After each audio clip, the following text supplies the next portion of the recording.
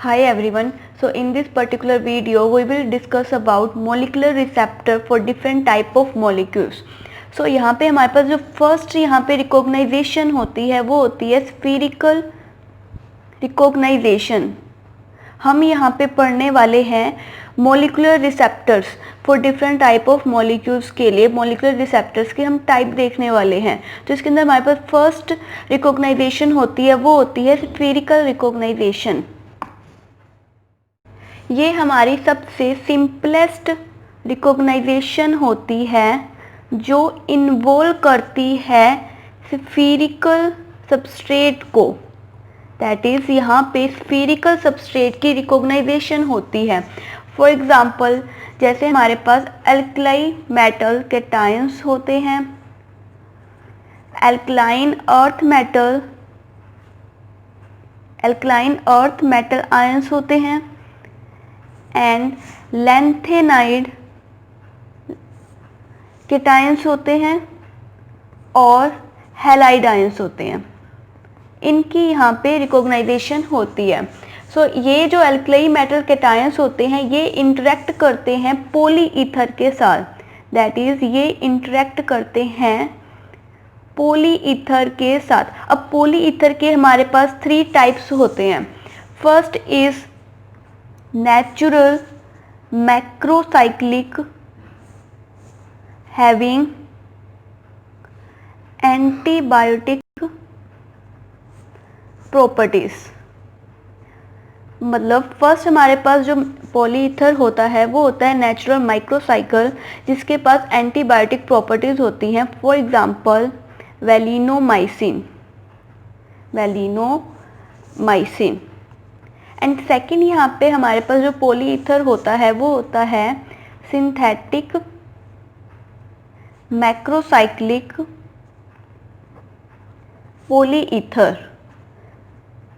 For example यहाँ पे हमारे पास आते हैं crown ether and their derivatives.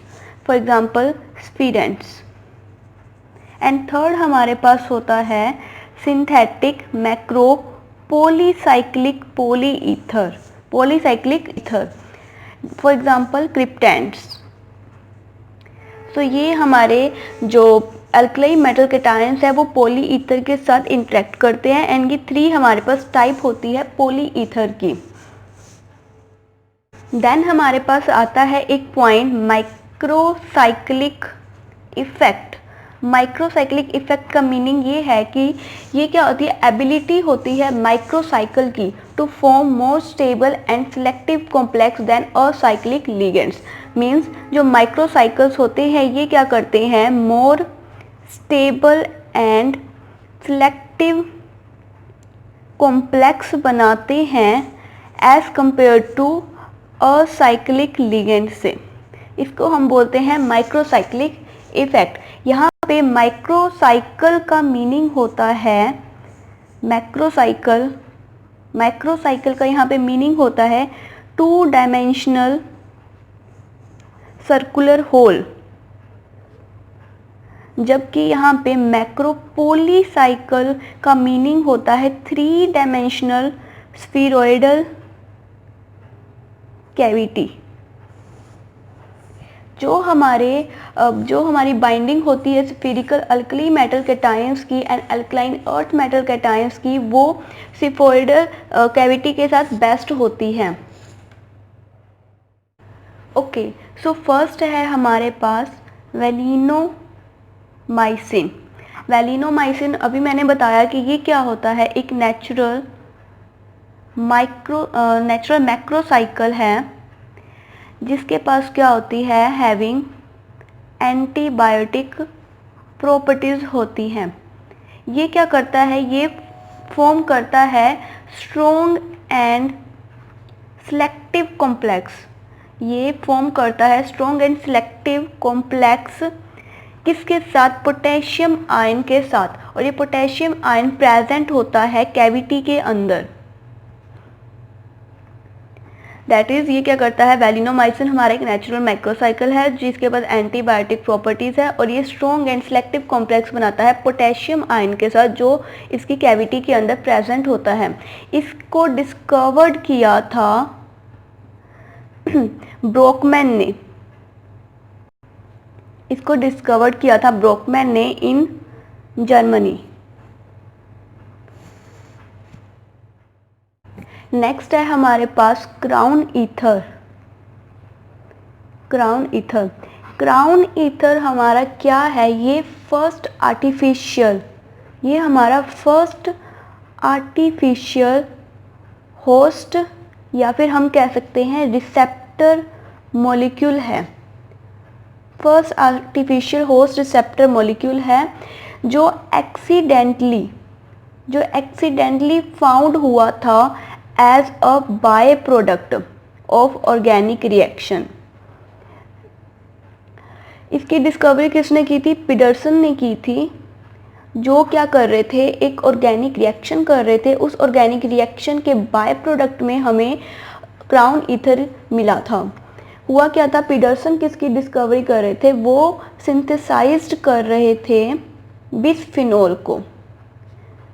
Peterson synthesise कर रहे थे बिस्फिनोल को, जिसमें इम्प्योरिटी की कॉन्टामिनेशन की वजह से वहाँ पे प्रोडक्शन हुई स्मॉल अमाउंट के अंदर साइक्लिक हेक्सा ईथर की।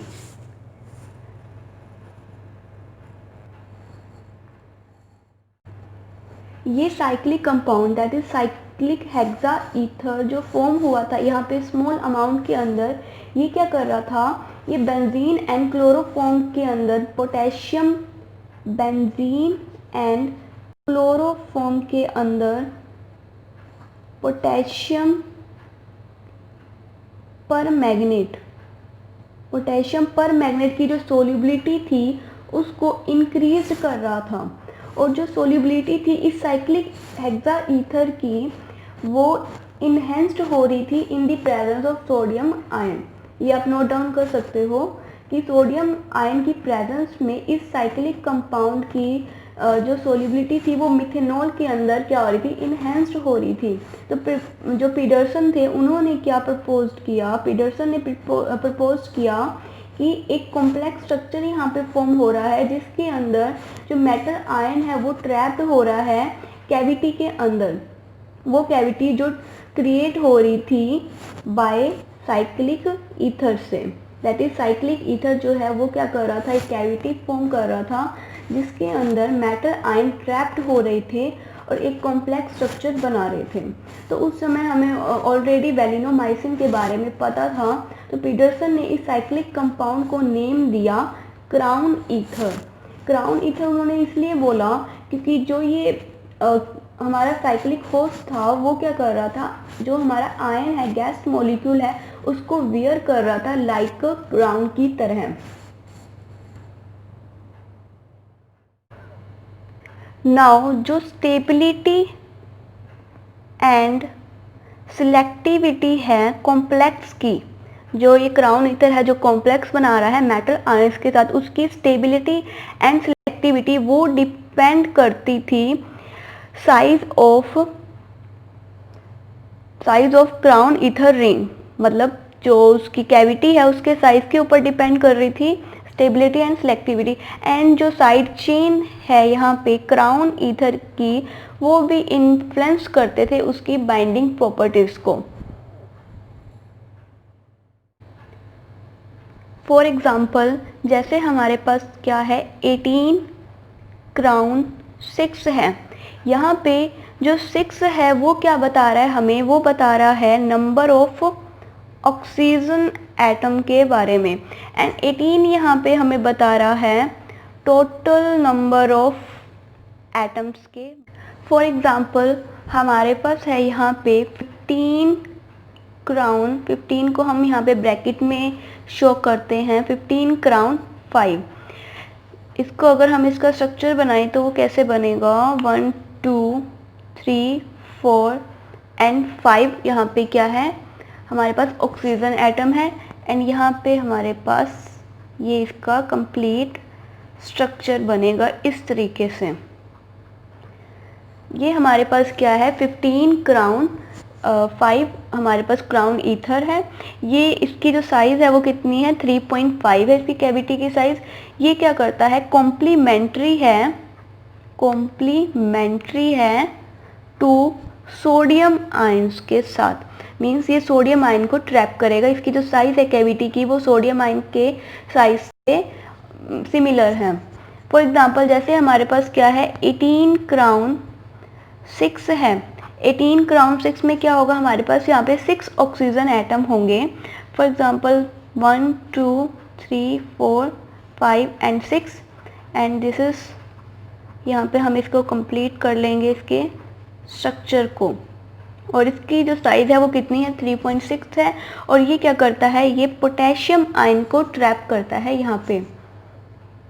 यहाँ पे जो ऑक्सीजन एटम है उसकी जो इलेक्ट्रोनेगेटिविटी है वो हाई है। सो यहाँ पे वो क्या कर रहा है एज अ बाइंडिंग साइट की तरह, मतलब ऑक्सीजन एटम यहाँ पे इसकी हाई इलेक्ट्रोनेगेटिविटी है जिसकी वजह से वो एज अ बाइंडिंग साइट की तरह एक्ट कर रहा है फॉर मेटल आयंस के लिए।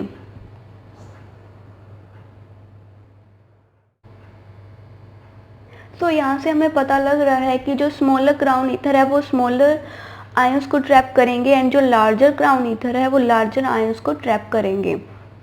अब यहाँ पे इन क्राउन ईथर कॉम्प्लेक्सेस के अंदर जो हमारा मेटल है वो सराउंडेड होता है फ्रॉम 4 साइड से, बट इन वन प्लेन के अंदर 4 साइड से वो सराउंडेड होता है, जिसकी वजह से ये स्टिल यहाँ पे चांसेस है कि वो क्या कर सकता है आयन पेयरिंग कर सकता है from top and bottom face से।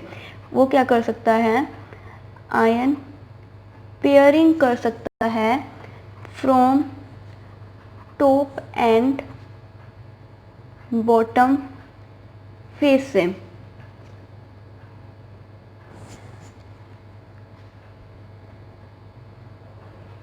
अब यहाँ पे क्या हुआ था यहाँ पे 1967 के अंदर इसकी डिस्कवरी हुई थी, जिससे इसकी डिस्कवरी करी थी चार्ल्स पीटरसन ने इसकी डिस्कवरी करी थी, जिसके लिए उनको क्या मिला था नोबेल प्राइज़ मिला था। दैट इज़ उन्होंने क्या किया था यहाँ पे फर्स्ट क्राउन ईथर की डिस्कवरी करी थी। जो हमारा क्या था फर्स्ट क्राउन ईथर की डिस्कवरी करी थी वो था हमारे पास dibenzo 18 crown 6। Dibenzo 18 crown 6 हमारा फर्स्ट यहाँ पे क्राउन ईथर की डिस्कवरी हुई थी जो की थी पीटरसन ने। इसके लिए उनको नोबेल प्राइज़ मिला था। इसकी जो यील्ड बनी थी वो 0.4% यील्ड बनी थी, बहुत ही स्मॉल अमाउंट के अंदर। जो इसका स्ट्रक्चर अगर हम बात करें तो यहाँ पे क्या होगा डाई बेंजो 2 बेंजीन रिंग्स होंगी यहाँ पे एंड ऑक्सीजन 6 ऑक्सीजन के एटम्स होंगे यहाँ पे। एंड यहाँ पे फिर हमारे पास एक और बेंजीन रिंग होगी जो इस तरीके से यहाँ पे। अब ये हम इसके स्ट्रक्चर को कंप्लीट कर लेते हैं। तो ये हमारे पास क्या है डाई बेंजो 18 क्राउन 6 है। ये हमारी पूरी डिस्कवरी हुई थी क्राउन ईथर की, जो हमारा फर्स्ट आर्टिफिशियल रिसेप्टर मॉलिक्यूल या फिर हम कह सकते हैं होस्ट मॉलिक्यूल है।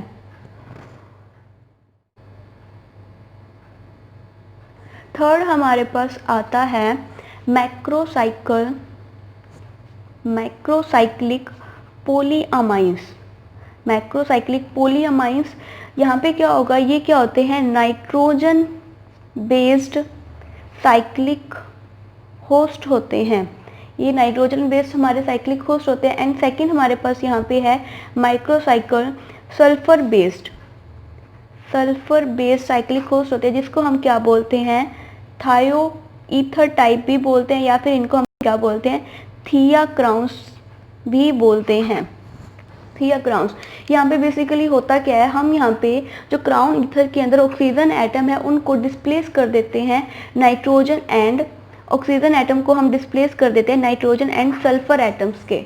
तो जब हम इनको डिस्प्लेस करते हैं नाइट्रोजन एंड सल्फर से, तो ये किसको किसके साथ ज़्यादा बाइंडिंग करते हैं? ये ट्रांजिशन मेटल आयन के साथ बाइंडिंग करते हैं। ट्रांजिशन मेटल आयन के, वो अल्कली मेटल कैटायन के साथ कर रहे थे, ये क्या करते हैं? ट्रांजिशन मेटल आयन के साथ ज़्यादा बाइंडिंग करते हैं। और ये कुछ टॉक्सिक मेटल आयंस के साथ भी कॉम्प्लेक्स बनाते हैं। For example cadmium, lead and mercury. For example macrocyclic polyamine अगर हम बनाएं तो यहाँ पे हम इसका स्ट्रक्चर अगर ड्रॉ करें तो करना हमने जस्ट यही है, हमने ऑक्सीजन एटम को डिस्प्लेस कर देना है नाइट्रोजन एटम से। तो ये हमारा क्या बन जाएगा? मैक्रोसाइक्लिक पॉलीअमाइन बन जाएगा। यहाँ पे इसके साथ हाइड्रोजन हमारे अटैच्ड हैं। ये हमारा क्या है? मैक्रोसाइक्लिक पॉलीअमाइन है। अब क्योंकि नाइट्रोजन एंड सल्फर हमारे क्या होते हैं? ये सॉफ्ट होते हैं देन ऑक्सीजन से। ये सॉफ्ट होते हैं देन ऑक्सीजन से। सो ये क्या करते हैं? ये रिकॉग्नाइज करते हैं सॉफ्ट आयंस को, for example transition metal ions को। सो इन दिस वीडियो हम अभी इतना ही डिस्कस करेंगे। नेक्स्ट वीडियो में हम कुछ और रिसेप्टर मॉलिक्यूल्स के बारे में पढ़ेंगे। अभी हमने यहाँ पे पढ़ा है कि कुछ रिसेप्टर मॉलिक्यूल्स के बारे में जो कैटायंस को ट्रैप कर रहे हैं। नेक्स्ट फर्दर वीडियोस में हम देखेंगे कि एनायन रिसेप्टर मॉलिक्यूल्स को भी हम देखेंगे। Thank you for watching.